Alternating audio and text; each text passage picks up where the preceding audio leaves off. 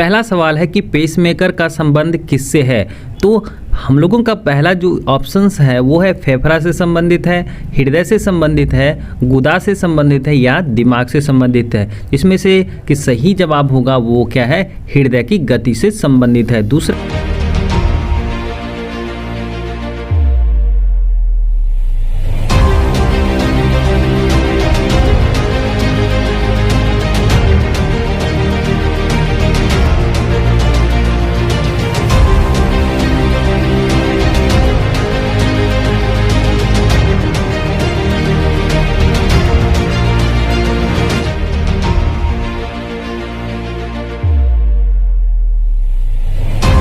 दूसरा है कि मानव शरीर में रुधिर बैंक का काम कौन करता है, जिसमें कि यकृत है, फेफड़ा है, प्लीहा है और गुर्दा है। तो इसमें जो है हम लोगों के मानव शरीर में जो है रुधिर बैंक का काम जो है वो प्लीहा करता है, यानी कि सही जवाब होगा हम लोगों का सी वाला ऑप्शन। तीसरा है कि मांसपेशियों में कौन सा अम्ल जमने के कारण मनुष्य के शरीर में दर्द महसूस होता है। पहला है ऑप्शंस की लैक्टिक एसिड से, दूसरा है साइट्रिक एसिड से, यूरिक एसिड से और इनमें से सभी। इसमें से कि सही जवाब होगा हम लोगों का लैक्टिक एसिड। चौथा है क्वेश्चंस की भोजन का ऊर्जा में परिवर्तन कोशिका के किस भाग में होता है।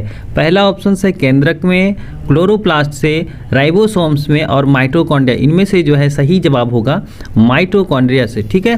पांचवा सवाल है कि कोशिका सिद्धांत का प्रतिपादन किसने किया था। पहला ऑप्शन है डार्विन और बैलेस ने, दूसरा ऑप्शन है मेंडल और मार्गेल ने, तीसरा है स्लाइडेन और स्वान ने और अगला है हैक्सले ने।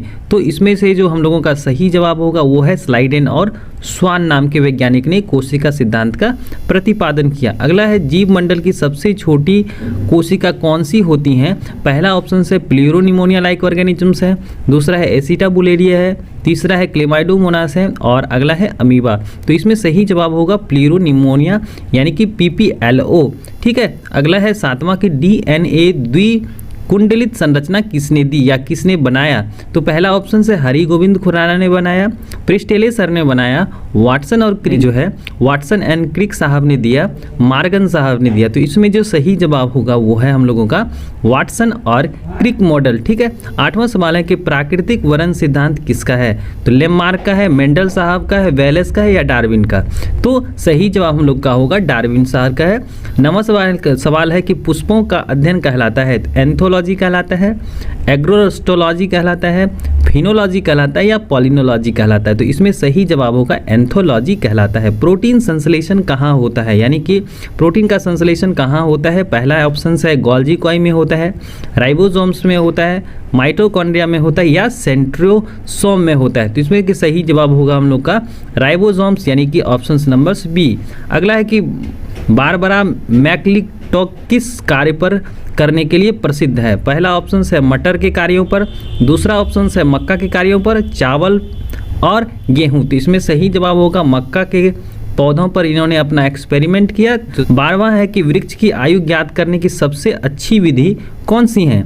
पहला है शाखाओं की संख्या ज्ञात करना, अगला है कि वार्षिक वलयों की संख्या ज्ञात करना, वृक्ष पर उपस्थित पत्तियों की संख्या गिनना और अगला है वृक्ष का व्यास या ऊंचाई ज्ञात करना।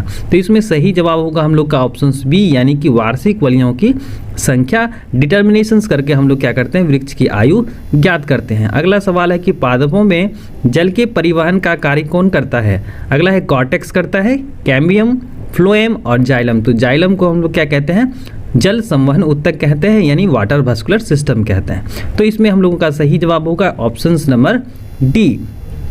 अगला है कपास के रेशे पौधे के किस भाग में पाए जाते हैं। तो तना के छाल के तंतु के रूप में, जड़ के फ्लोएम तंतु के रूप में, बीजों पर अधिचर्म रोम और जल की काष्ठीय तंतु। इसमें से सही जवाब हम लोगों का होगा बीजों पर अधिचर्म रोम के रूप में। अदरक एक प्रकार का तना है, जड़ नहीं है, क्योंकि यह एक प्रकार का क्या है, तना है।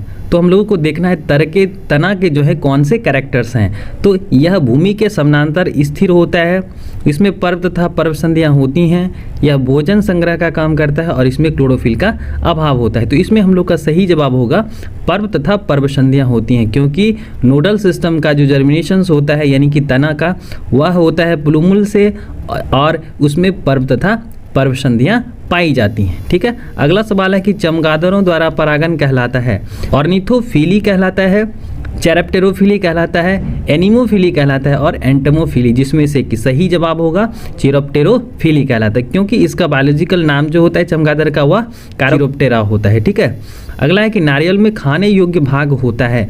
तो पहला है मध्य फलविक्ति होता है, भ्रूणपोष तथा भ्रूण होता है, अंतः फलविक्ति होता है या मध्य फलविक्ति होता है। तो इसमें से सही जवाब होगा भ्रूणपोष तथा भ्रूण का जो है क्या किया जाता है, खाने के रूप में इस्तेमाल किया जाता है। अगला सवाल है कि पके आम में खाने योग्य भाग है।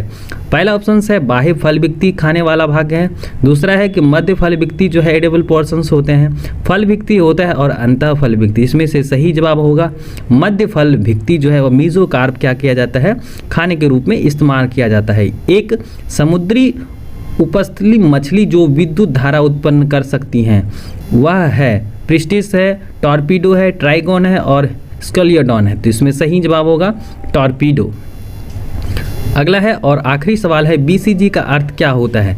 Bacterial serum growth, bacillus culture growth, bacillus calamity ग्यूरेंस और बैक्टीरियल कैक्युलेटिंग्स ग्रोथ। तो इसमें से सही जवाब होगा बैसिलस कैलेमिटी ग्यूरेंस, जो कि इसमें दिया जाता है ट्यूबरक्लोसिस के लिए जो है टीका के रूप में इस्तेमाल किया जाता है। तो 20 का जो है सही जवाब होगा वो ऑप्शन नंबर जो है सी, यानी बैसिलस कैलेमिटी ग्यूरेंस।